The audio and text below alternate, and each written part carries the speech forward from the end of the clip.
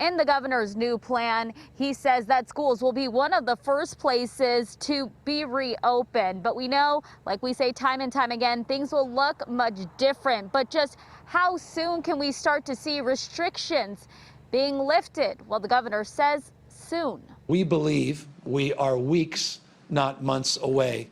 A roadmap tonight on the next step toward recovery. Governor Gavin Newsom pointing to the infection rate and hospitalization numbers. If both stay flat or fall, California will consider allowing low-risk places to open within weeks. But safety and science will decide, nothing else. Protests won't drive our decision-making. Political pressure will not drive our decision-making. The first businesses that may reopen: manufacturing, childcare, offices, although many will still work from home, and retail stores that can do curbside pickup. Claudia Prado owns the boutique shop The Runway in Whittier. She recently went from selling dresses to masks. The thought of reopening her store soon sounds good, but she wonders just how many customers would actually come.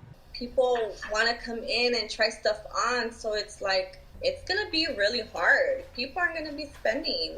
And what about schools statewide? The governor suggested they could possibly reopen in July or August, start the school year early to make up for lost time this academic year. There's been a learning loss because of this disruption. We're concerned about that learning loss.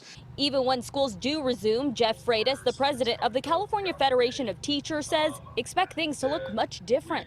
Social distancing is in place. We need to be looking at maybe 1 to 12 students, if at all, rotating schedules where students come and go throughout the day. But you have high schools, you theoretically go to 6 different classrooms all at the same time.